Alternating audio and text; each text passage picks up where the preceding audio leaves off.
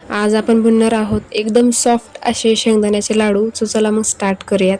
सगळ्यात पहिल्यांदा कढईमध्ये मी घेतलेले आहेत 1 किलो शेंगदाणे. 1 किलो शेंगदाणे घेतलेले आहेत मी. याला जे आहे ते आपल्याला खरपूस भाजून घ्यायचा आहे. चांगल्या प्रकारे कंटिन्युअसली हलवत राहायचं आहे, जेणेकरून जे आहे ते शेंगदाणे जास्त करपू नयेत म्हणून. आणि खरपूस मस्त आपल्याला भाजून घ्यायचं आहे.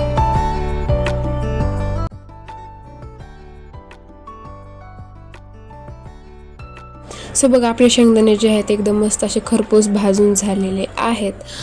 जास्त पण आपल्याला भाजायचं नाही आहे, जास्त पण त्याला करपून नाही घ्यायचं, मस्त खरपूस असे भाजून घ्यायचे आहेत. सो आपले शेंगदाणे जे आहे ते आता भाजून झालेले आहे. सो आता करायचं आहे आपल्याला गॅस बंद आणि त्याला जे आहे ते शेंगदाण्याला थंड होऊ द्यायचं आहे आपल्याला. थंड झाल्यानंतर शेंगदाण्याचं आपल्याला करून घ्यायचं आहे कूट. म्हणजे जास्त बारीक पण नाही आणि जास्त मोठं पण नाही. तसं आपल्याला जे आहे ते मिक्सरमध्ये काढून घ्यायचे आहेत शेंगदाणे.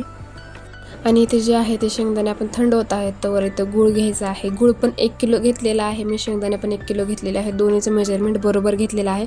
आणि गूळ जे आहे ते आपल्याला बारीक करून घ्यायचे, तुकडे वगैरे करून घ्यायचे आहेत आपल्याला. आणि नंतर पण गॅसवरती आपल्याला कढई ठेवायची आहे. कढई चांगली तापल्यानंतर ते गूळ आपण जे करून घेतलेला होता ते गूळमध्ये टाकून घ्यायचं आहे. आणि गूळला जे आहे ते चांगलं एकदम मेल्ट करून घ्यायचं आहे आपल्याला. म्हणजे काहीच मध्ये गाठ वगैरे म्हणजे जे गुळाचं हे असतं ते नाही राहिलं पाहिजे. पूर्ण एकदम लिक्विड झालं पाहिजे गुळाचं. तोपर्यंत आपल्याला त्याला मेल्ट करून घ्यायचं आहे.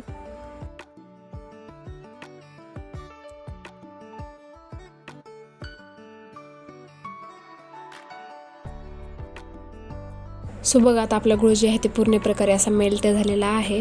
आता याच्यामध्ये टाकायचं आहे आपल्याला शेंगदाण्याचं कूट, जे आपण दळून घेतलेलं होतं ते कूट टाकायचं आहे. 1 किलो शेंगदाण्याचं कूट आहे ते तेवढं, तर ते त्याच्यामध्ये टाकून घ्यायचं आहे आपल्याला. आणि दोन्हीचं मेजरमेंट बरोबरच इक्वलीच करायचं आहे. जास्त वेगळं म्हणजे हे कमी जास्त नाही करायचं, इक्वलीच मेजरमेंट घेतलेलं आहे मी. गोड आपल्यानुसार आपण बघू शकतो.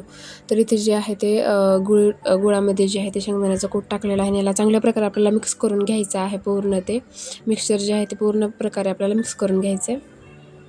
आणि ते पूर्ण मिश्रण जे आहे म्हणजे ते शेंगदाण्याचं कूट गुळामध्ये टाकल्यानंतर आपल्याला गॅस बंद करायचा आहे. आणि मग नंतर ते पूर्ण मिक्स करून घ्यायचं आहे. सो मी कढईच खाली घेतलेली आहे गॅसवरून.